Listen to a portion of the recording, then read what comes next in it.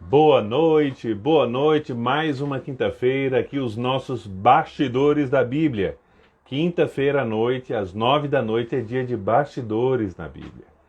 E hoje temos então o nosso primeiro episódio do mês de setembro, o mês que aqui no nosso Brasil é dedicado à Bíblia. Então hoje teremos já o nosso 18º episódio dos bastidores da Bíblia. Começamos lá com algumas reflexões na época da Semana Santa, depois tivemos o mês de abril refletindo um pouco sobre a Páscoa, e os bastidores da Bíblia começaram na primeira quinta-feira de maio. Então já maio, junho, julho, agosto, já tivemos 4 meses de bastidores da Bíblia e hoje estamos começando o mês de setembro. Então quero dar aqui o meu boa noite a todos que estão chegando, a Lurdinha, a Simone, ao Dom André, também a Ceissa. Boa noite a todos, sejam bem-vindos aqui, que é este momento de formação bíblica semanal, momento de reflexão, momento também de partilha de conhecimento. Não é raro que as perguntas de vocês, os comentários de vocês influenciam diretamente no que nós falamos aqui, nos assuntos que tratamos aqui, tá certo? Então, boa noite a todos, a todas, também a Célia, que está chegando. Sejam todos bem-vindos nesta noite de 2 de setembro, o 18º Bastidores da Bíblia.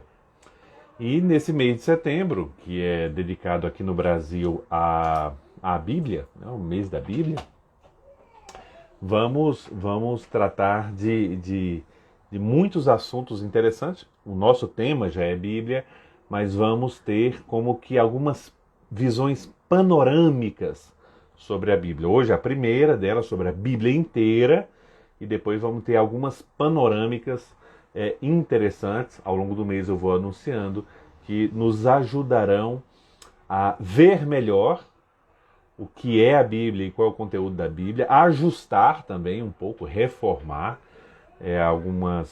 algumas dúvidas ou alguns mal-entendidos que podemos ter sobre a Sagrada Escritura, e também nos ajudará a ler melhor e a escutar melhor a palavra de Deus. Então continuo dando o meu boa noite a todos, também a Socorro, a Eleusa, a Priscila, também a Nara, que estão chegando.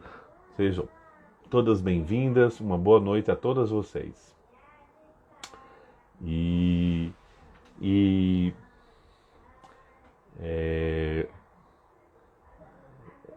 Foi difícil descobrir um pouco também a Margarete, boa noite, ao João Carneiro, a Rosa Lúcia, boa noite, sejam bem-vindos, bem-vindas.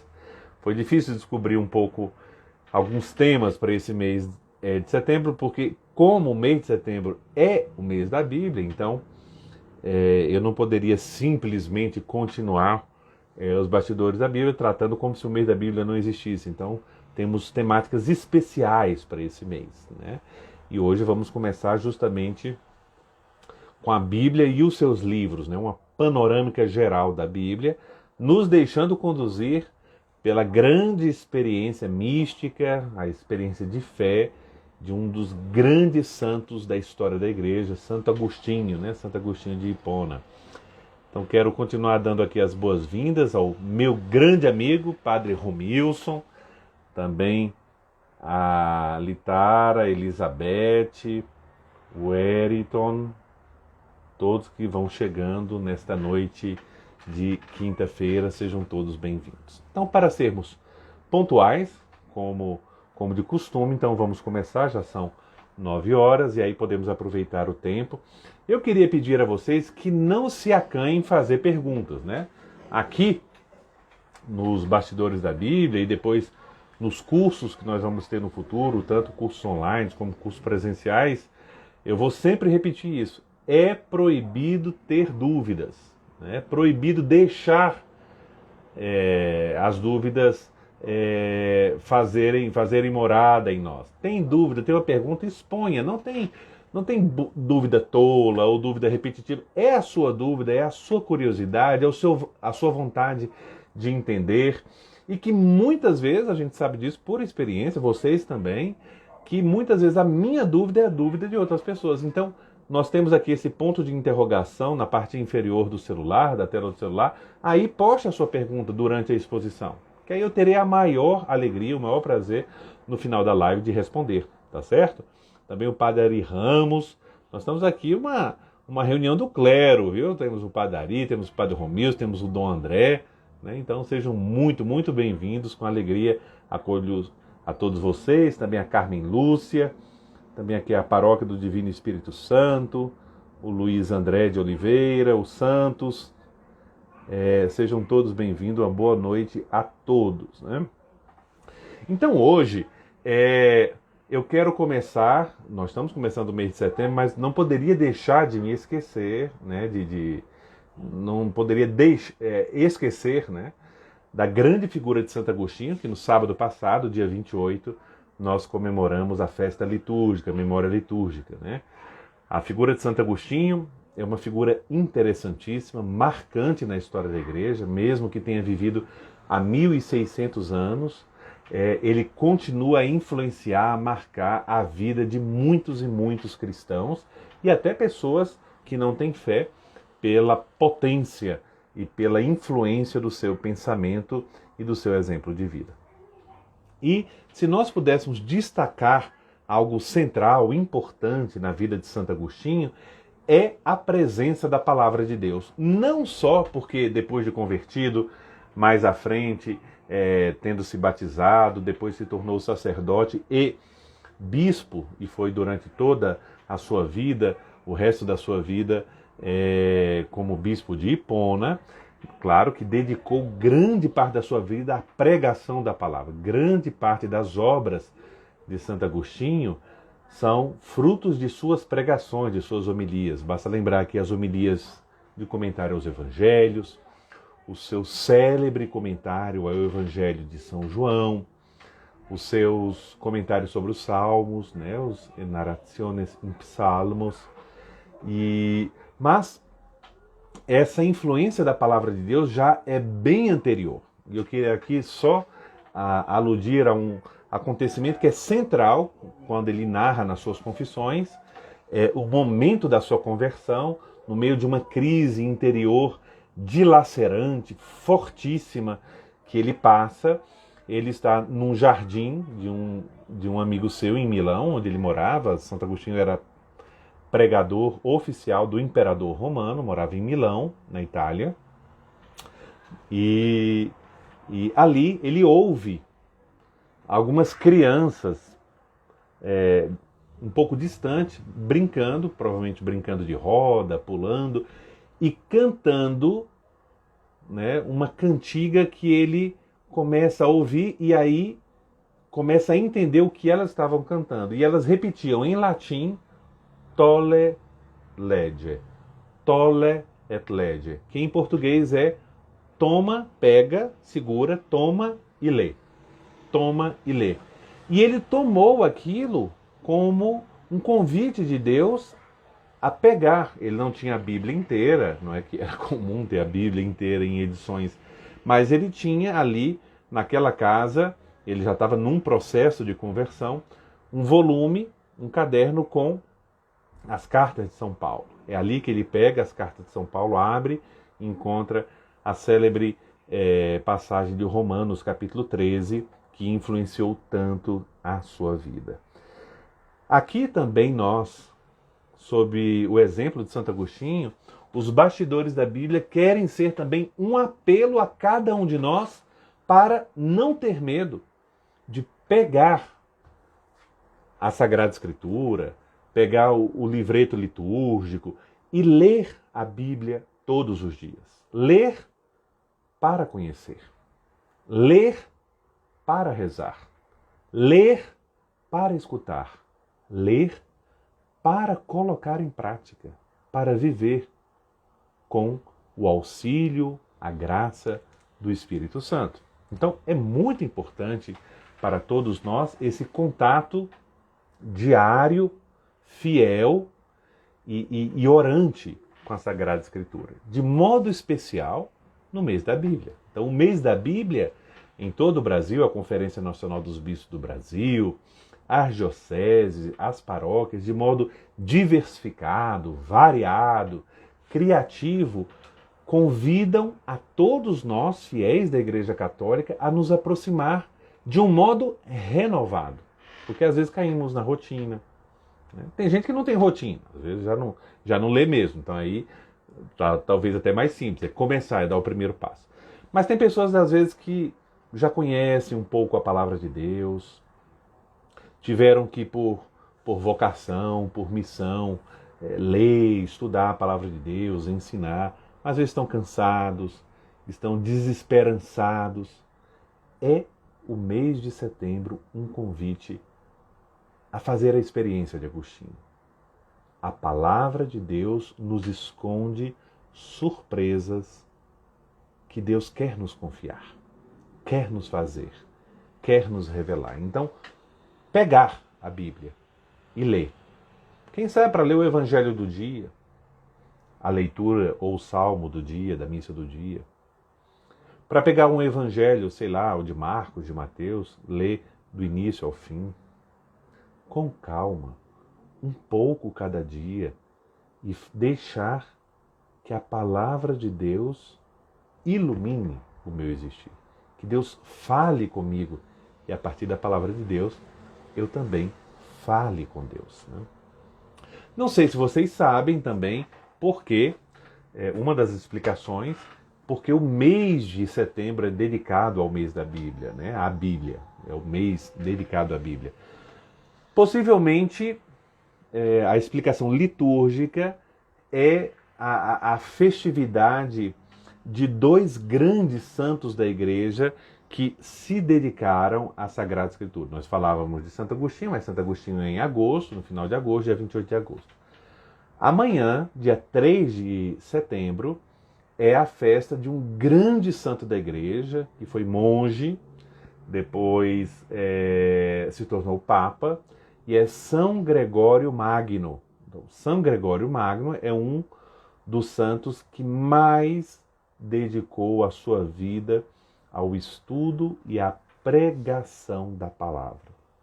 É dele uma das frases belíssimas sobre a Sagrada Escritura, quando ele diz: podemos conhecer o coração de Deus por meio da palavra de Deus. Então a palavra de Deus é a porta que nos conduz ao conhecimento do coração de Deus, né? Do coração de Deus. Pela palavra se chega ao coração de Deus.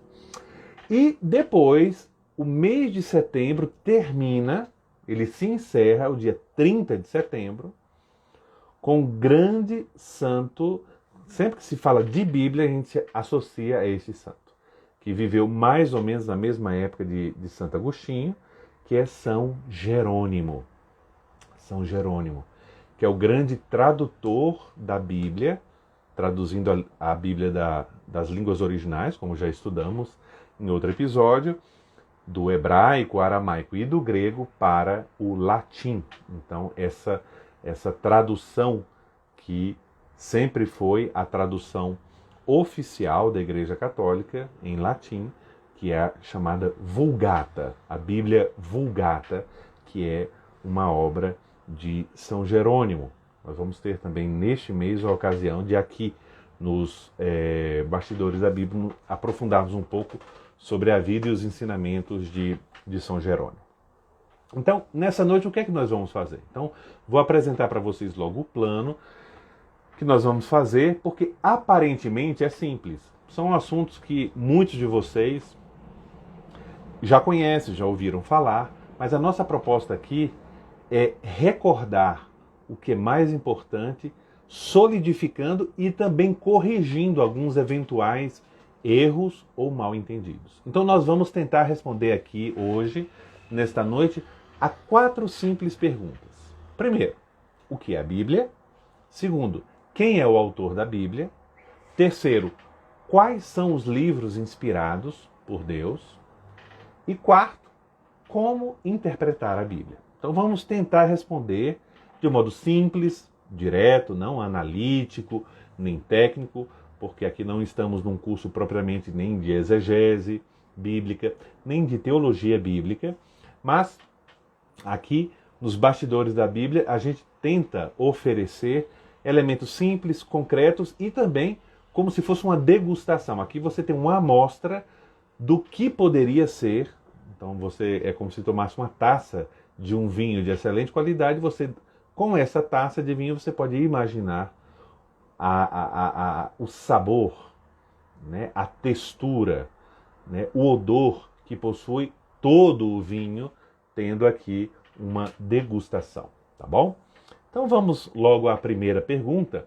E essa primeira pergunta a gente volta ao primeiro episódio dos Bastidores da Bíblia. Se vocês se lembram, lá no início do mês de maio, nós começamos esse nosso percurso dos Bastidores da Bíblia com o primeiro episódio que se chamava Bíblia, um singular tacitamente...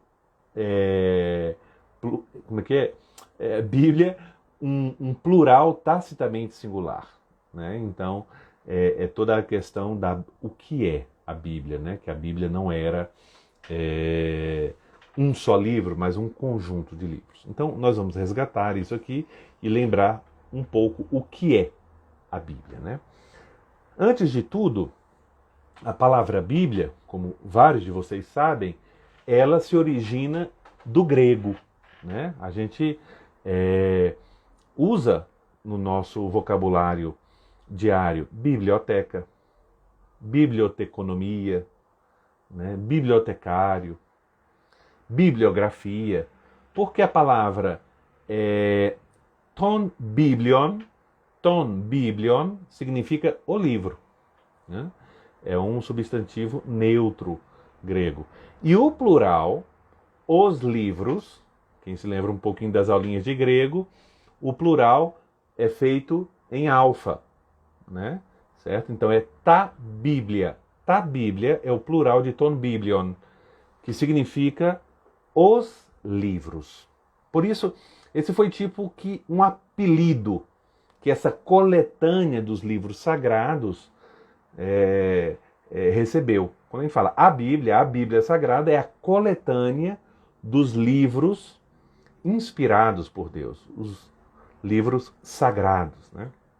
Por isso que para falar de Bíblia, nós temos várias denominações. A primeira, oficial, como é que se fala oficialmente, teologicamente, como é que se chama a Bíblia? É Sagrada Escritura. Sagrada Escritura. Esse é o nome mais tradicional, mais clássico e mais preciso. Então, em vários documentos da igreja, em várias obras do santo, você vai encontrar essa terminologia, Sagrada Escritura, ou plural, Sagradas Escrituras. Também existe a expressão livro santo, né? Livro santo, como o livro santo, né? Depois, em escritos mais antigos, nós vamos encontrar a expressão sagradas letras, as sagradas letras. E tantas outras denominações. Mas todas essas denominações, a Bíblia, o livro santo, as sagradas letras, estão se referindo à Sagrada Escritura. E se a gente perguntasse assim, professor Placimário, como é que você diria, em poucas palavras, o que é a Bíblia? O que é a Sagrada Escritura? Então, eu diria o que eu encontrei em uma Bíblia em português, em que em 3 linhas ela define com exatidão, com simplicidade, o que é a Bíblia. Ela diz assim: a Sagrada Escritura é o conjunto dos livros escritos por inspiração divina, nos quais Deus se revela a si mesmo e nos dá a conhecer o mistério da sua vontade. Aqui nós temos 3 elementos importantes para entender o que é a Sagrada Escritura. Em primeiro lugar, a Sagrada Escritura é um conjunto de livros, certo? Um conjunto de livros. Mas não de qualquer livro. Não é qualquer biblioteca, diríamos nós. São livros escritos por inspiração divina. Vamos daqui a pouco explicar um pouco isso. Livros escritos por inspiração divina. Esse é o primeiro elemento. Então é a coletânea de livros inspirados por Deus. O segundo elemento, para definir bem o que é a Bíblia, é que nestes livros Deus se revela. Deus se revela. E Deus aqui revela dois aspectos importantes, dois elementos. Nós chamaríamos aqui, em linguagem teológica, os dois elementos do conteúdo da revelação. Então, Deus revela, primeiro, quem Ele é, então revela a si mesmo. Quem é Deus? É o coração da Sagrada Escritura isso. Quem é Deus? Nós só podemos conhecer a Deus, só podemos conhecer quem Deus é, se Ele vier nos contar, se Ele vier nos falar, se Ele vier nos revelar. Esse é o elemento fundamental da teologia da revelação divina. Então, o primeiro conteúdo é isso, é a revelação de Deus, quem Ele é. Mas não só quem Ele é, ou seja, a natureza de Deus, mas também o mistério da sua vontade, aquilo que nós chamamos de plano de salvação, ou ainda sendo mais preciso teologicamente, a economia da salvação. Então, a Sagrada Escritura é justamente isso, é a coletânea, o conjunto dos livros inspirados por Deus, nos quais Deus revela quem Ele é e o mistério da sua vontade, o mistério do seu querer, salvar toda a humanidade. É levar-nos à condição de filhos pela graça santificante, levar-nos para uma felicidade que começa aqui, pela ação da graça, e uma felicidade que se estende, esse se estende entre aspas, porque na eternidade não existe extensão, se estende eternamente. Tá certo? Então, isso é o que é a Bíblia. Então, se a gente perguntar, assim, o que é a Bíblia? É simples. A Bíblia é o conjunto de livros inspirados por Deus, nos quais Deus revela quem Ele é e o seu plano de salvação.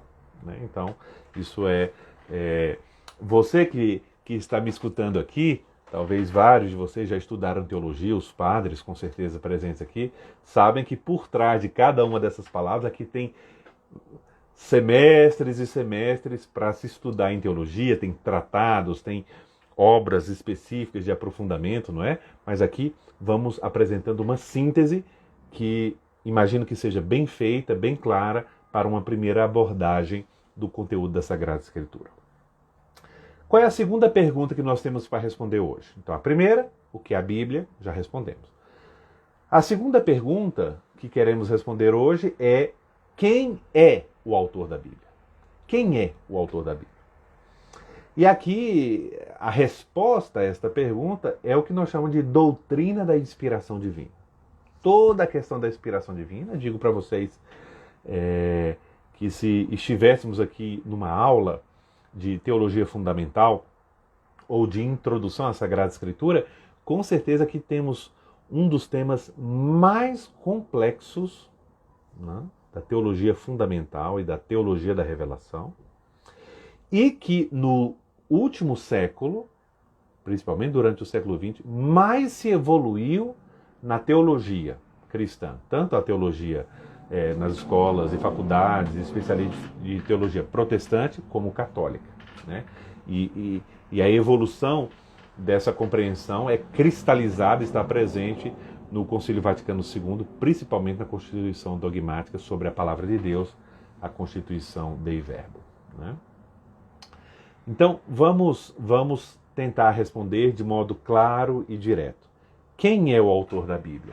Em primeiro lugar, nunca podemos esquecer, essa é a essência da doutrina da inspiração divina.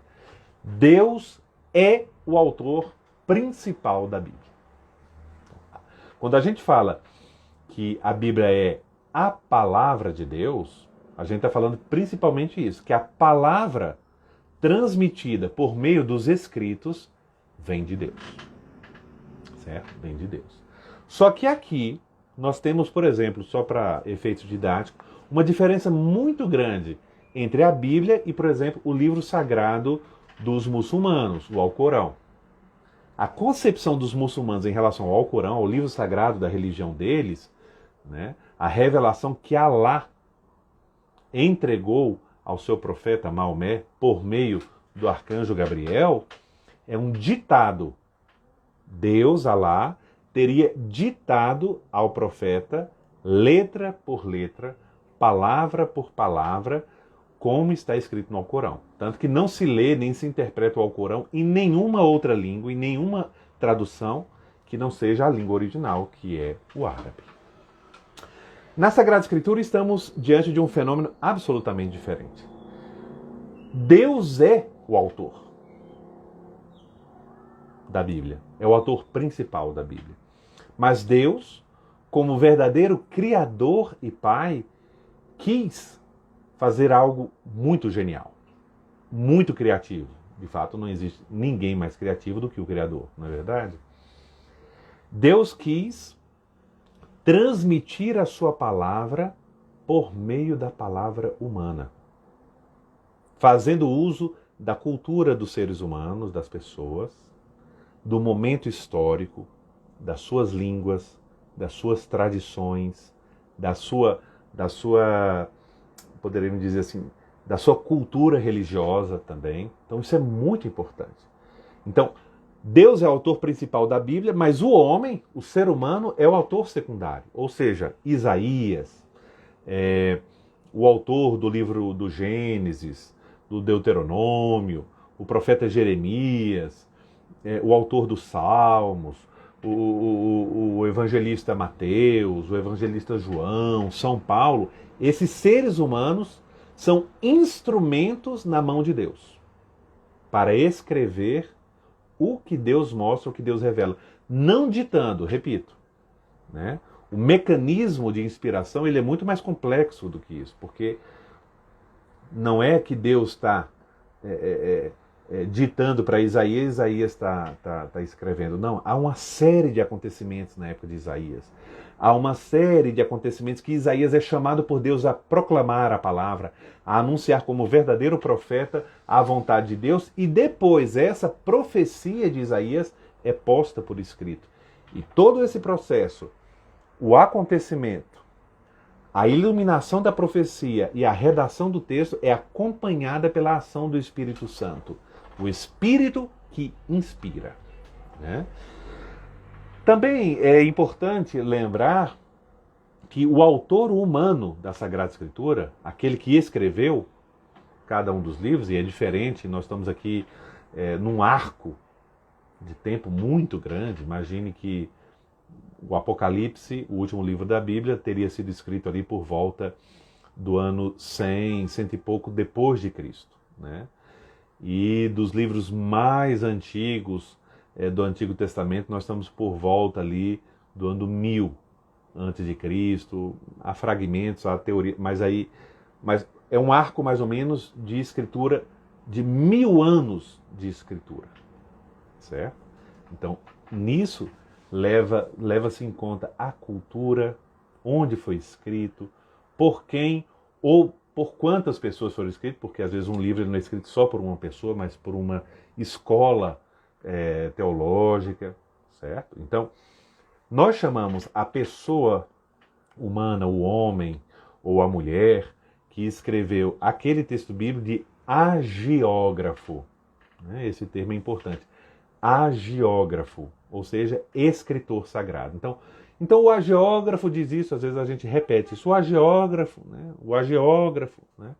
Então, o agiógrafo é o homem, é o ser humano que escreveu como autor secundário um dos textos bíblicos. Qual é a fundamentação que a gente tem na Bíblia para dizer que a Sagrada Escritura de fato é inspirada por Deus, né? Que a Sagrada Escritura de fato é palavra de Deus? Nós sempre lembramos duas passagens importantes, uma de uma carta de São Paulo, outra de uma carta de Pedro, né? Uma carta de Pedro. Quero deixar aqui um abraço para o meu grande amigo Lucas. Forte abraço, forte saudação, Lucas. Aqui tem uma pergunta, quando diz na Bíblia não aumentares nem diminuíres nenhuma palavra dita na Bíblia, significa que a Sagrada Escritura não pode ser adulterada, né? Adulterada, mas aqui a questão de uma palavra ou outra não é no sentido material, mas que não se pode trocar a palavra ou se interpretar a palavra trocando o seu sentido, tá certo? Então, a primeira fundamentação bíblica para dizermos que a palavra da Sagrada Escritura, a palavra de Deus é inspirada por Deus, então é a passagem que nós temos escrita por São Paulo a Timóteo. Então, segunda carta de São Paulo a Timóteo, capítulo 3, versículos de 14 a 16. São Paulo diz assim, está falando a Timóteo, né? Seu discípulo. Quanto a ti, permanece naquilo que aprendeste e aceitaste com fé. E sabes de quem o aprendeste? Desde criança conheces as Escrituras Sagradas. Elas têm o poder de te comunicar a sabedoria que conduz à salvação pela fé no Cristo Jesus. Toda a Escritura é inspirada por Deus e é útil para ensinar, para argumentar, para corrigir, para educar, conforme a justiça. Então aqui a afirmação clara de toda a Escritura, aqui está falando das Escrituras Sagradas, que são verdadeiramente inspiradas por Deus e por isso são úteis, né? É útil para ensinar, argumentar, corrigir e educar, conforme a justiça, ou seja, conforme a vontade de Deus. A segunda passagem, a famosa passagem da segunda carta de São Pedro, então estamos na 2 Pedro, capítulo 1, versículo 21, o famoso versículo 21. Eu vou começar do versículo 20 para entender melhor a passagem. Então, 2 Pedro, capítulo 1, versículo 20 a 21. Deveis saber, antes de tudo, que nenhuma profecia da Escritura é de interpretação particular, visto que jamais uma profecia foi proferida por vontade humana. Ao contrário, foi sob o impulso do Espírito Santo que alguns falaram por parte de Deus. Então, isso é muito importante. Esses dois textos bíblicos nos mostram a essência do valor e da grandeza da Sagrada Escritura, né? Que é ter sido inspirada por Deus. E sendo inspirada por Deus, transmitem, segundo a vontade de Deus, quem Deus é e o que Deus quer em relação a nós, em relação à humanidade. Então, para resumir um pouco essa doutrina da inspiração divina, essa questão que estamos tratando aqui, quem é o autor da Bíblia, o Catecismo da Igreja Católica, principalmente nos seus números 105 ao 108, nos dá um resumo bem interessante em 3 afirmações. Ele faz 3 afirmações que resumem a doutrina da inspiração divina. São 3 elementos essenciais que é muito importante entender bem. Primeiro elemento, Deus é o autor da Sagrada Escritura. Então, a Bíblia não é um livro sobre Deus, certo? Não é um livro sobre Deus, em primeiro lugar. Antes de tudo, não é um livro sobre Deus. Eu posso escrever um livro sobre Deus, você pode escrever um livro sobre Deus, Santo Agostinho pode e o fez, e várias pessoas mais ou menos preparadas, mais ou menos sábias o fizeram. A distinção dos livros da Sagrada Escritura é que são livros que procedem de Deus em sua verdade. Deus é o autor da Sagrada Escritura. Ah, mas então a Bíblia caiu do céu, é um escrito ditado. Não. Palavra de Deus. Lembrar que o livro é o formato, e lembrar que nós já estudamos isso, quem quiser, o primeiro episódio dos Bastidores da Bíblia, a gente explicou que a Bíblia não é a única fonte pela qual é transmitida a palavra de Deus. A palavra de Deus é o próprio Deus. Deus revela a sua natureza, quem ele é e a sua vontade, isso é a palavra de Deus de várias formas. Uma forma oral e uma forma escrita. Oral é toda a questão da tradição oral. E quando chega no Novo Testamento, a questão da tradição apostólica, que é fonte de fé, e por escrito, por meio das Escrituras Sagradas. Então, a primeira afirmação que faz o Catecismo da Igreja Católica é Deus é o autor da Sagrada Escritura. A segunda, nós já vimos, Deus inspirou os autores humanos dos livros sagrados. E inspirou respeitando tudo o que é próprio do ser humano. Sua inteligência, sua cultura, seus limites, há limites culturais no texto sagrado, certo? Um autor do Antigo Testamento, que está escrevendo, por exemplo, 7 séculos antes de Cristo, ele está escrevendo como um homem que vive naquela época. Ele não possui os conhecimentos científicos que temos nós hoje aqui, certo? Isso é importante saber, né? Não é um livro escrito por Deus que dá o conhecimento que Deus tem de todas as coisas. Não. As verdades transmitidas por Deus são relativas a Ele e à sua vontade de salvação. Ah, mas eu quero saber se o Sol é o Sol que se move ou a Terra que se move. Então eu vou procurar a Sagrada Escritura. Não. A Sagrada Escritura, em primeiro lugar, não é a fonte da verdade científica. A fonte da verdade científica, onde se encontra a verdade científica, é na realidade. O escrito da Sagrada Escritura, ele nasce e ele é transmitido com visão a uma verdade religiosa, que não está em oposição à ciência, porque tanto a fé como a razão, a fé e a inteligência provêm da mesma origem. A fé é um conhecimento dado por Deus e a razão é criada por Deus. Assim vem o homem como criatura à imagem e semelhança de Deus, né? Mas aqui é um tema apaixonante, mas muito complexo, que seria sobre Bíblia e ciência. E o terceiro elemento que o Catecismo da Igreja Católica nos apresenta é que, sendo inspirados por Deus, esses livros, eles ensinam a verdade. A verdade. E essa verdade está sintetizada onde? No credo. Crê em Deus Pai Todo-Poderoso, e aí começa. Até a vida eterna.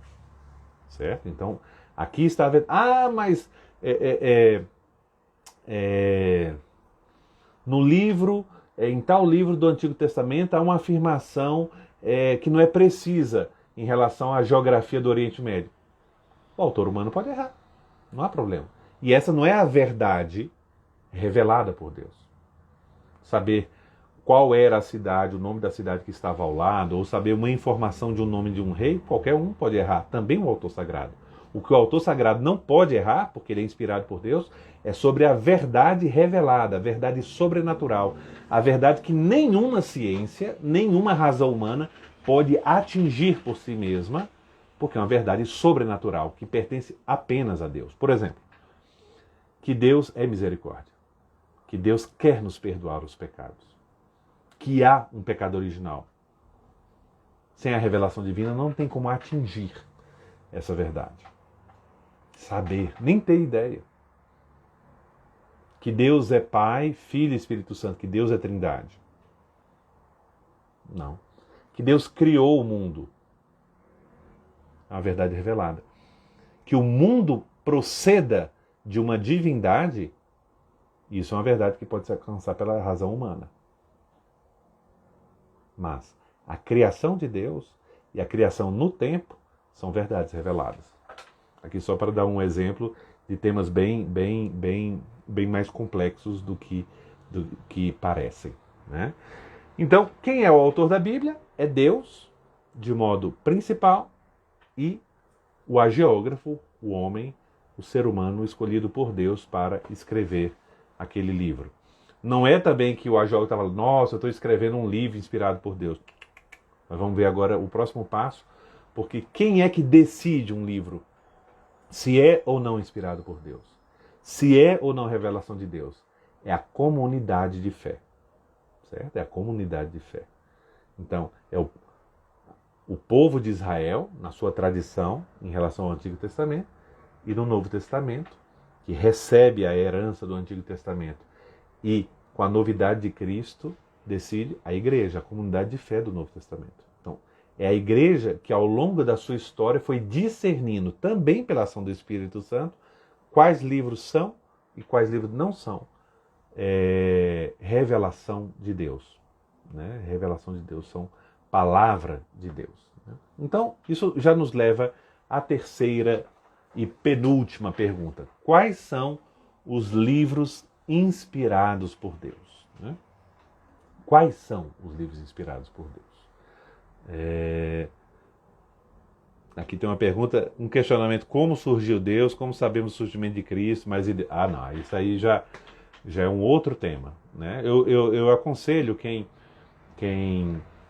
precisa aprofundar a sua fé, ler o livro A Fé Explicada, né? Porque esses temas, como são temas muito detalhados, não tem como tratarmos aqui, ainda que é muito importante como surgiu Deus. Deus não surge, Deus é eterno, né?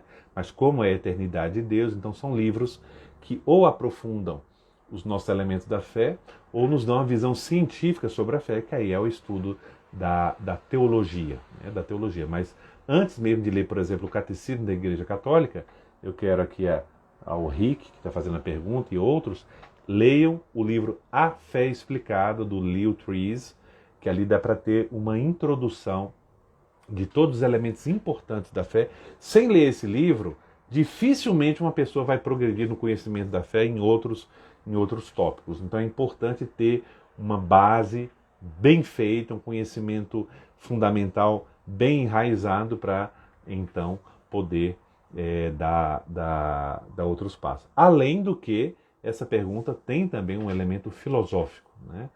Então, quem é Deus, quem é Cristo também, o surgimento de Cristo é um surgimento histórico, né? Então, a origem de Cristo. Cristo é Deus Filho que se fez homem.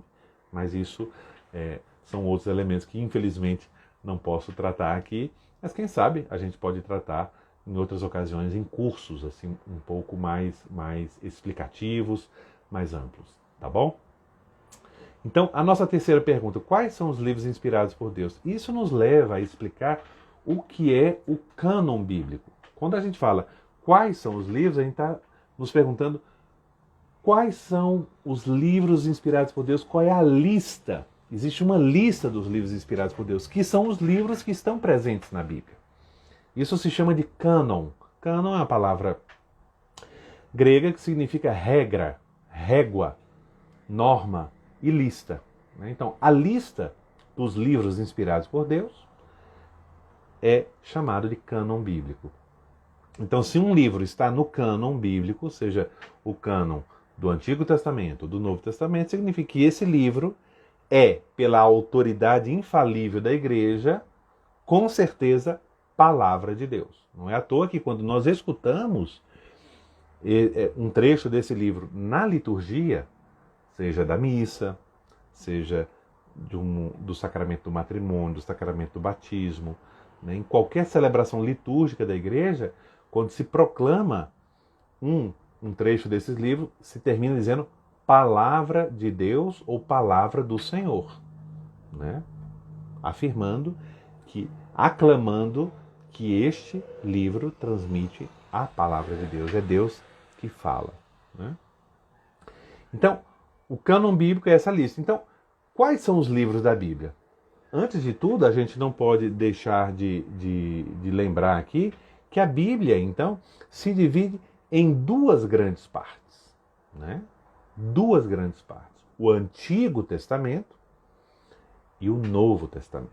E aqui, testamento não tem o sentido jurídico que nós temos hoje. Há alguma relação, que não convém tratar aqui, pela amplitude do estudo linguístico, mas a palavra testamento é uma palavra técnica da teologia bíblica. A palavra testamento, aqui quando a gente fala Antigo Testamento e Novo Testamento, significa aliança. Aliança. É o termo latino, testamentum, para a terminologia hebraica e grega de aliança, né? De aliança. Então, é a palavra, poderíamos dizer, mais importante da Bíblia. É a palavra aliança. Quem sabe um dia podemos ter um dos bastidores da Bíblia sobre essa temática. A aliança, a vontade de Deus, aqui vem toda a questão da revelação de Deus, né? A vontade de Deus de estabelecer uma aliança com a humanidade, uma aliança com cada um de nós. E aí vem as analogias entre aliança e casamento, né? O casamento de Deus com a humanidade, o casamento de Cristo com a igreja. Por isso essa palavra é tão central, né? Testamentum, né? Em latim, diateque em grego, né? Então, é tão central na Bíblia. Depois vamos aprofundar um pouco mais, né? Mas é importantíssimo esse tema na Sagrada Escritura, tanto que dá o nome, né, das duas partes. Antigo Testamento, a antiga aliança de Deus, um Deus que começa a fazer aliança e forma um povo, para desse povo fazer brotar a salvação, que vem trazer a nova e eterna aliança. Então, o Novo Testamento. Né? O Novo Testamento. Então, o cânon bíblico, então a lista dos livros inspirados por Deus, foi se formando ao longo da história. Então, um tema interessantíssimo, nós tratamos também nas lives lá da Conexão Romana, com o Padre Bruno, com o Padre Antônio Hofmeister, durante uns 4 episódios. Quem seguiu essas lives tão importantes que são no sábado à tarde, ali no YouTube, no Conexão Romana, eu também faço parte desse trio, né? Nós tratamos um pouco da história do cânon do livro, cânon bíblico do Novo Testamento. Então, se a gente se perguntar, quais são os livros inspirados por Deus? Qual é o cânon da Bíblia? Qual é a lista dos livros que transmitem a palavra de Deus? É a lista dos livros da Bíblia. Ou podemos fazer uma pergunta em nível catequético. Quantos livros tem a Bíblia? Quantos livros tem a Bíblia? Então, a Bíblia tem 73 livros. 73 livros. Né? A gente falava antes que a Bíblia é uma coletânea de livros, né? Então, justamente por isso. 73 livros. O Antigo Testamento tem 46 livros e o Novo Testamento tem 27 livros. Quais são os livros do Antigo Testamento? Ou seja, qual é o cânon bíblico do Antigo Testamento? Ou qual é a lista dos livros inspirados que estão presentes, que fazem parte da coleção que nós chamamos de Antigo Testamento?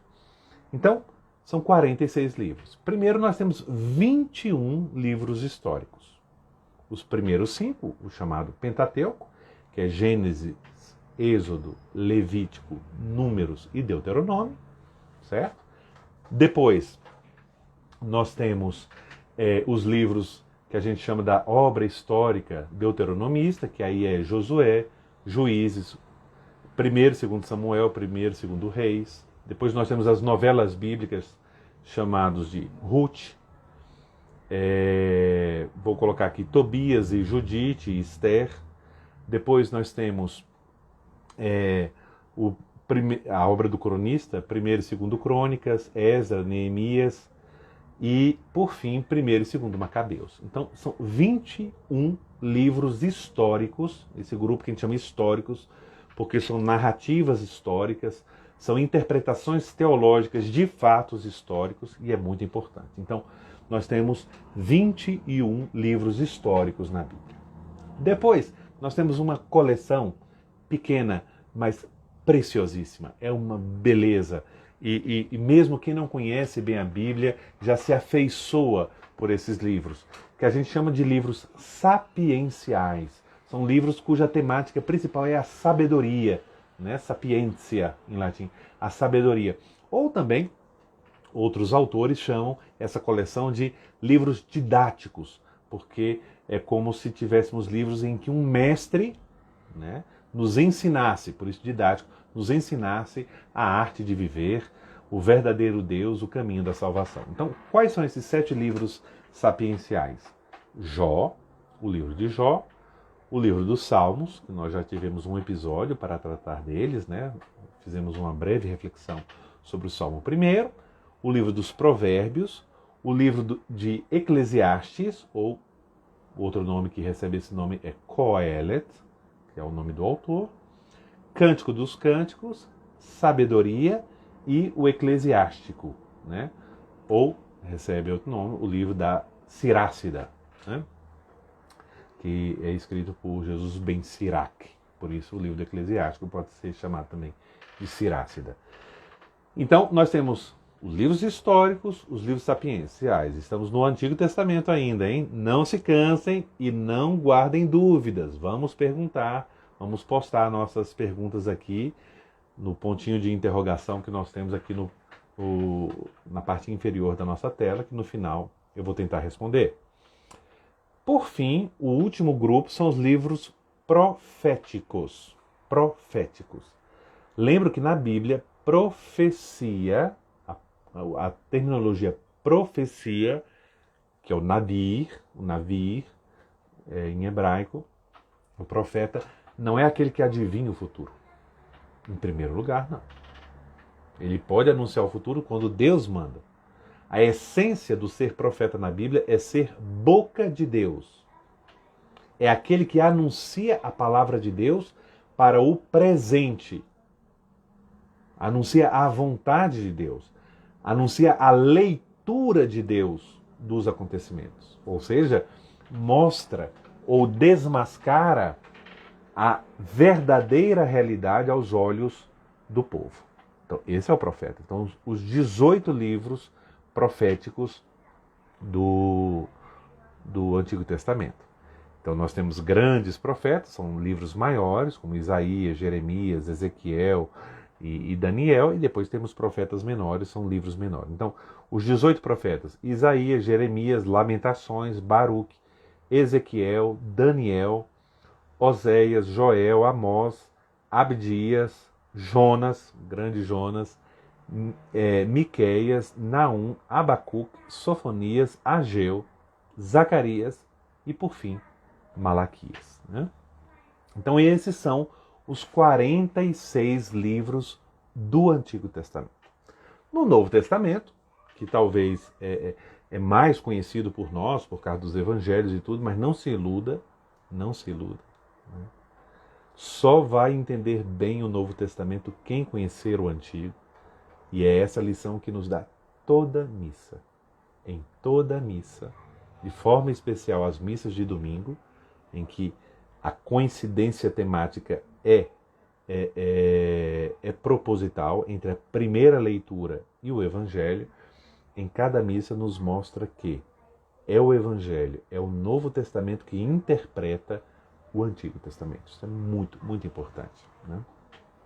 Então, o Novo Testamento possui 27 livros. Nós estamos falando aqui da Bíblia Católica, tá? Daqui a pouco, rapidamente, eu vou mostrar o porquê dessa diferença entre a Bíblia Católica e a Bíblia evangélica. Só numa distinção rápida, ainda que seria uma problemática para tratar com mais tempo. Né? Então, o Novo Testamento, nós temos 27 livros. O primeiro grupo são 5 livros, os 4 evangelhos e os Atos dos Apóstolos. Né? Então, Evangelhos e Atos dos Apóstolos são livros com um estilo próprio, né? Que nem poderíamos dizer simplesmente livros históricos, que não são mera história, mas são o coração. Os 4 evangelhos são o coração da Bíblia. Né? O coração da Bíblia. Então, o Evangelho segundo Mateus, segundo Marcos, segundo Lucas, segundo João, e os Atos dos Apóstolos, que são como se fosse o Evangelho do início da igreja, também obra de São Lucas. Depois, nós temos o grande grupo de livros do Novo Testamento, que são as cartas, as chamadas epístolas, né? Que são 21 cartas que nós temos no Novo Testamento. Dessas 21 cartas, 13 cartas, de modo geral, sem dar muito detalhe, teria algumas distinções para fazer aqui, mas de modo geral, essas 13 cartas são cartas de São Paulo, escritas por São Paulo. Quais são? Carta aos Romanos, 1ª e 2ª Coríntios, Gálatas, Efésios, Filipenses, Colossenses, 1ª e 2ª Tessalonicenses, 1ª e 2ª Timóteo, Tito e Filêmon. Né? Depois o Padaria aqui poderia explicar sobre as figuras de linguagem usadas na Sagrada Escritura, no Antigo Testamento. Até que a gente poderia, Padaria, talvez tratar disso numa live específica, né? Algumas figuras de linguagem e tudo, ainda que eu vá tocar um pouco no assunto. Quando eu falar da interpretação da Bíblia, eu vou dar só uma dica aqui, mas a sugestão é muito preciosa. Obrigado, Padaria. Então, temos essas 13 cartas de Paulo. Depois, tem 8 cartas que a gente chama em geral de epístolas católicas. São católicas porque a palavra católica significa universal. É destinada não só a uma comunidade, mas a toda a igreja. Aí são a carta aos Hebreus, a carta de São Tiago, 1ª e 2ª Pedro, a 1ª, 2ª e 3ª João e a carta de Judas. Né? Tá certo? Então essas são as 21 cartas do Novo Testamento. E por fim, o grande finale do Novo Testamento e da Bíblia, um dos livros mais belos da Bíblia e o menos entendido, o mais confundido, o mais manipulado por pessoas inescrupulosas, o livro do Apocalipse, que fazem de um livro de consolação, um livro de fé, um livro de leitura da história. Essas pessoas inescrupulosas e mal preparadas querem fazer as pessoas enxergarem nesse livro um livro de terror. E não há terror na Bíblia, porque Deus é o Criador e o Senhor da história. Né? Então, o livro do Apocalipse. Então nós temos assim os 73 livros da Bíblia, esse mosaico espetacular e maravilhoso. Dentre esses livros, nós temos uma nomenclatura, que queria explicar aqui rapidamente, já a hora vai avançando, mas só porque alguns de vocês já devem ter ouvido essas palavras, então eu explico aqui brevemente. Quando se fala de livros bíblicos, né, os livros inspirados por Deus, a gente usa a nomenclatura de livros protocanônicos, deuterocanônicos ou apócrifos. Né? O que significa cada um desses livros, né? Cada um desses livros. A Ana Maria está dizendo aqui, ótimo esclarecimento sobre o livro do Apocalipse. E a Ana Maria anuncia aqui um segredo só para você, hein? Estamos preparando um super curso bem interessante, presencial, aqui em Brasília. Vamos começar em Brasília, sobre o livro do Apocalipse. Tudo o que as pessoas sempre quiseram entender e não explicaram sobre o livro do Apocalipse, que é a maravilha da Bíblia, está no livro do Apocalipse. Então, segredo, hein, Ana Maria? Contei só para você. Então, livros protocanônicos, deuterocanônicos e apócrifos.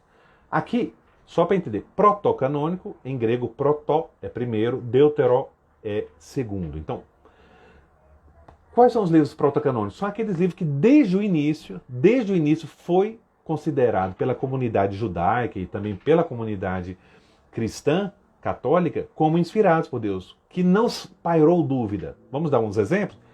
Do Antigo Testamento, livros protocanônicos, o Pentateuco, a Torá, né? O Gênesis, o Êxodo, Levítico, Números e Deuteronômio, certo? O livro dos Salmos. De início, já foram considerados primeiramente canônicos, então são livros protocanônicos. Quais são os livros deuterocanônicos? São aqueles livros em que, durante um tempo, se teve dúvida se eram ou não canônicos, se eram ou não inspirados por Deus, por vários motivos. Cada um deles tem seus motivos. E no Antigo Testamento, desses 46 livros,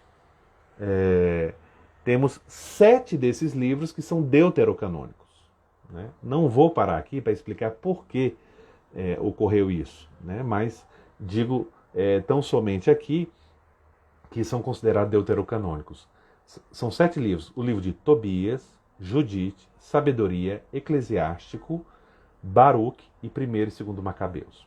Além disso, tem só um detalhe, tem alguns fragmentos tanto do livro de Esther, como do livro de Daniel, e a Epístola de Jeremias, que é um elemento que está no livro de Baruque. Né? Então, e são estes livros que não são aceitos pelos evangélicos, por uma história antiga que toca também o cânon judaico, né? A lista dos livros do Antigo Testamento que os judeus consideram como inspirados. Os judeus posteriores a Cristo, isso é toda uma questão do cânon de Jâmnia e toda uma dimensão do original hebraico e das suas traduções gregas. Não quero... Tem gente também querendo esse curso em Goiânia. Vamos lá, nós vamos começar aí vamos ver como vamos planejar esses cursos de formação bíblica e também de formação teológica, né? Então, os livros deuterocanônicos são esses 7, né?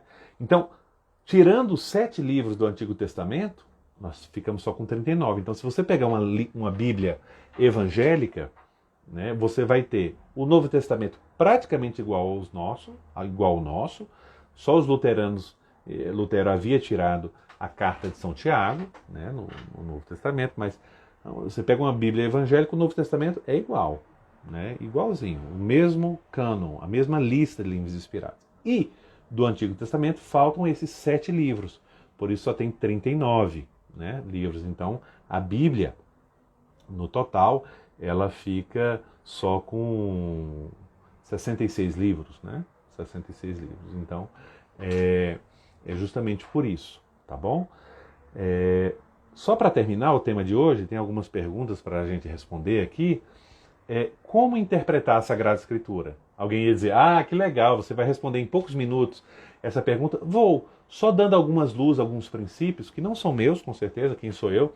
Sou simplesmente um cristão católico, leigo, que estuda a Sagrada Escritura, como tantos outros irmãos e amigos, mas quero aqui passar o que o Catecismo da Igreja Católica nos mostra como os 4, poderíamos chamar as 4 regras teológicas de interpretação. As 4 regras teológicas de interpretação da Bíblia. Estão no Catecismo, se vocês querem anotar, para depois conferirem, nos números 110 a 114. Né? Então, são 4 regras teológicas. São tão belas que a gente poderia dar um curso só sobre isso aqui. E um curso presencial ele é interessante, por quê? Vocês imaginem, presencialmente a gente estaria com Bíblia na mão, respondendo perguntas, fazendo anotação numa lousa e podendo dar vida àquilo que nós falando, e às vezes online isso tem suas limitações. Então, essas 4 regras, elas são infalíveis. E a igreja as usa há 2000 anos. Vamos lá? Primeira regra de interpretação da Bíblia. Descobrir a intenção dos autores sagrados. O primeiro passo para interpretar o texto bíblico não é o que eu acho. Não, porque é melhor para mim assim. Porque eu acho que Deus é assim. A interpretação de um texto é descobrir o que o autor, a pessoa que escreveu aquele texto, quis dizer. Não para mim. Quis dizer, quis afirmar, quis transmitir. O que é que Isaías está falando quando fala do príncipe da paz? O que Natã está ali falando com Davi sobre o seu trono não será confirmado eternamente. Então o autor do livro de Samuel está querendo dizer ali. O que o autor do Gênesis quer dizer com fruto proibido? Não é o que eu interpreto. Não é o que algumas obras literárias ou alguns cientistas quiseram dizer. Não. Como isso foi interpretado ao longo da história, né? Pela igreja, a quem foi confiada a Sagrada Escritura. Então, primeira regra, descobrir as intenções dos autores sagrados. Isso leva em conta o gênero literário. O padre Ari estava tocando um aspecto interessante sobre isso. Uma coisa é um livro poético. Um texto poético. O livro do Gênesis, por exemplo, se você pega o primeiro capítulo do Gênesis, a forma como Deus é narrada ali, a criação de Deus, durante 6 dias, isso é um gênero literário. Tem uma verdade que está sendo comunicada por detrás desse artifício literário, dessa esquematização por meio de dias. Os dias que começam com a tarde, como começa o dia judaico. A contagem do dia começa à tarde, uma manhã, primeiro dia. Uma coisa é pegar um salmo, e os salmos diferem também em grupos temáticos. Outra coisa é pegar um texto de Amós, um profeta do norte, Isaías, um profeta do sul que conhece a corte do rei, e assim tantas coisas, para dizer aqui o Antigo Testamento e o Novo Testamento. Né? Uma coisa é o Evangelho de Marcos, que foi escrito para cristãos que estão em Roma. Marcos é secretário de São Pedro. É natural que ele dê um destaque grande a São Pedro no seu Evangelho. Diferente de Mateus, que é judeu e escreve para cristãos advindos do judaísmo. Dá uma grande importância ao cumprimento, como em Cristo se cumprem a Sagrada Escritura. Fez isso para que se cumprisse o que está escrito. Né? Cristo é mostrado no Evangelho de Mateus como o novo Moisés. João tem todo um esquema diferenciado na apresentação de Nosso Senhor Jesus Cristo, o livro dos sinais, a temática do ver e da glória. Né? Lucas, que não é judeu, vem do paganismo, é um médico, fala grego, é o grego mais belo do Antigo Testamento, junto à carta aos Hebreus. Então, só para dizer aqui que nós temos em cada texto, em cada livro da Sagrada Escritura, uma beleza específica. Então, é importante levar em conta o gênero literário, o que o autor quis nos transmitir ali naquele livro. Segunda regra, levar em conta o conteúdo e a unidade de toda a Sagrada Escritura. Né? É a leitura inteligente da Bíblia, é a Bíblia que interpreta a Bíblia. O Antigo Testamento, o Novo Testamento, o livro do Apocalipse, é recheado de imagens do veterotestamentários, ou seja, do Antigo Testamento. Quem não leu o Antigo Testamento não entende quase nada do Apocalipse de São João. São linguagens cifradas, escondidas, para aquele que entende a palavra de Deus entender a mensagem que está sendo transmitida. Depois, a terceira regra teológica, ler a Sagrada Escritura dentro da tradição viva da igreja. Né? A Bíblia não é casa da mãe Joana. Cada um chegar com a ideologia da moda e interpretar o que bem acha. Assim a gente não vai entender a Bíblia. Ou pelo menos não vamos dar uma interpretação autêntica da Bíblia. A interpretação autêntica da Bíblia, em primeiro lugar, foi entregue à igreja como toda. A igreja que são os pastores e nós, as ovelhas.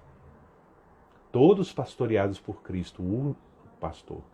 Então a igreja do Santo Padre, o Papa, a todos os bispos, sacerdotes, diáconos e nós, fiéis leigos, junto com os religiosos, membros, todos nós somos povo de Deus. A nós foi dado o dom do Espírito Santo para interpretar em comunhão a verdade da palavra de Deus. E é nessa família, e é nessa comunhão de igreja que o Espírito Santo dá luz para entendermos, não só intelectualmente, mas vivencialmente, o poder e o conteúdo da palavra de Deus. E o último aspecto, que às vezes, para quem não estudou um pouco de teologia, é mais difícil entender, mas aí está atento à analogia fidei, ou seja, a analogia da fé, ou seja, como as verdades de fé, elas estão concatenadas. Por exemplo, qual é a afirmação de fé mais importante? Deus é Pai e Filho e Espírito Santo, ou nós temos, cada um de nós, um anjo da guarda? Claro que a primeira, na hierarquia da fé, a primeira verdade é mais importante, porque é a partir de Deus que é Pai, Filho e Espírito Santo, esse Deus que é criador dos anjos. E aí tem todo o desígnio de salvação ligado à existência da missão dos anjos como anjos da guarda. Tá aqui só um exemplo. Acho que talvez possa ter complicado um pouco, porque aqui nós tocamos muitas coisas, mas eu quis apenas dar um condensado, responder a essas 4 questões. O que é a Bíblia? Quem é o autor da Bíblia? Quais são os livros inspirados? E como poderíamos interpretar a Sagrada Escritura? Tá certo? Então, claro que aqui é uma degustação bíblica. Vocês podem imaginar o que é um curso de teologia? Vocês podem imaginar o que é uma palestra detalhada sobre cada um desses temas? É isso que nós queremos mais à frente, no futuro, oferecer aqui a nossa plataforma, que já tem nome, a plataforma Laboratório da Fé, e aí vamos ter vários cursos e palestras, tanto presenciais como online, oferecendo como quem entende pode perceber um conhecimento sério, a partir de uma sadia teologia, uma sadia filosofia e também do grande magistério e tradição da igreja. Vamos ver aqui algumas perguntas, que adoro perguntas. Então o Rick faz. Com a retirada desses livros na Bíblia evangélica, retrata na exclusão da palavra de Deus, conforme perguntei? Não. Aí nós temos outros problemas históricos que estão por trás do cânon, né? Então, não é simplesmente, tirou os livros da palavra de Deus, ou são pessoas condenadas, ou são pessoas erradas. Não, há outras motivações históricas por trás disso. Cada pessoa também não responde responsavelmente por erros que foram cometidos há séculos atrás, né? Então tem outros elementos aí, mas os nossos irmãos evangélicos são profundos conhecedores da palavra de Deus, pessoas muito bem formadas. Temos pessoas fundamentalistas, com interpretações erradas da Sagrada Escritura, como também temos pessoas assim em qualquer religião, também na nossa Igreja Católica, né? Mas temos que, antes de tudo, respeitar, e tem, no geral, quando a gente conhece uma pessoa evangélica, uma pessoa protestante, é marcado por um grande respeito, uma grande piedade pelo valor, pela presença da palavra de Deus. Isso é muito importante, né? E tem aqui também a pergunta do Padre Ari Ramos sobre um pouco as figuras do Antigo Testamento e as formas de interpretar. Eu dei algumas dicas, mas é um tema que a gente pode trabalhar na próxima vez, principalmente a questão dos sentidos, né, Padre Ari? O sentido literal, o sentido espiritual, o sentido moral, o sentido anagógico. Então, os sentidos que podem ser atribuídos a partir de um texto bíblico, tá certo? Alguém tem mais alguma pergunta, quer fazer? Hoje a live foi um pouco longa, né? Peço desculpa a vocês. Tem várias pessoas aqui.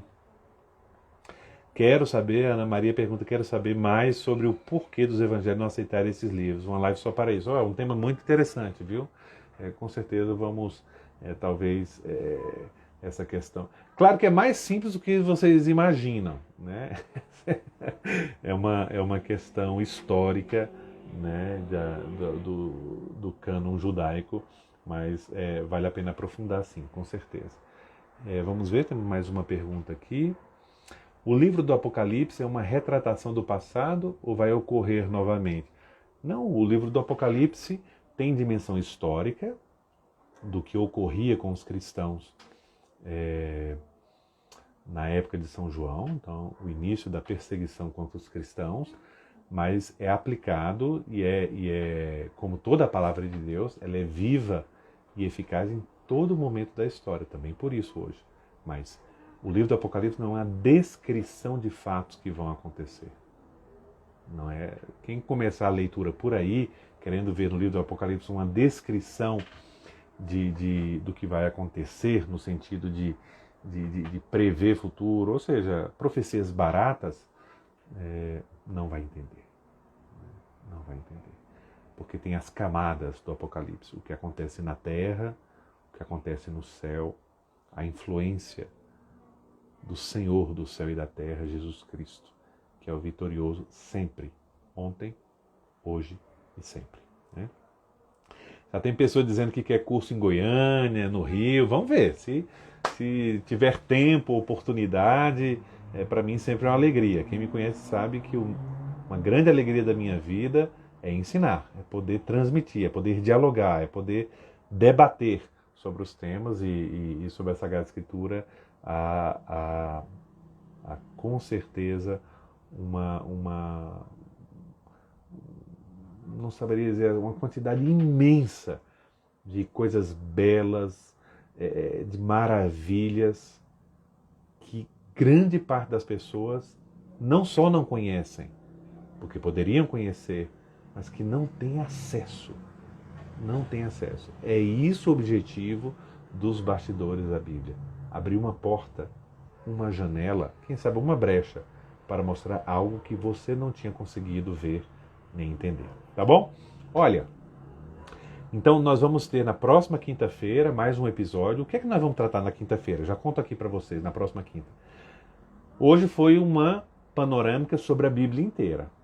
Na quinta-feira nós vamos olhar com um pouco mais de cuidado o Antigo Testamento, tá? A primeira parte da Bíblia, o Antigo Testamento. Então nós vamos ver alguns tópicos interessantes numa compreensão global. Vamos voltar e ver esses grupos de livros, vamos ver algumas informações sobre história e sobre geografia do Antigo Testamento, vamos ver alguns elementos que são interessantes. E como eu digo, às vezes a gente já ouviu falar, às vezes a gente até sabe, mas está empoeirado, está mal compreendido, ou às vezes está morto, escondido, sem vida. E é importante que a Bíblia seja viva na nossa vida para que esse instrumento belíssimo que Deus nos concedeu possa ser luz de fato para os nossos caminhos, como nos diz o Salmo 118, tá bom? Olha, muito obrigado pela presença de cada um de vocês. Quero agradecer também a muitos e muitos de vocês que durante a semana entram em contato comigo, tiram dúvida. Tem gente que já contratou minha consultoria também de leituras e estudo, né? Divulga também o nosso perfil, o nosso trabalho. Então, eu quero agradecer a todos vocês que têm divulgado e também se beneficiado aqui das nossas atividades. Para mim é uma grande alegria. E nós podemos fazer tanto bem a tantas pessoas por meio da doutrina, a doutrina verdadeira da igreja. Tá bom? Uma boa noite a vocês e até a próxima quinta-feira aqui, às 9 horas da noite, sobre o Antigo Testamento. Até mais e forte abraço a todos.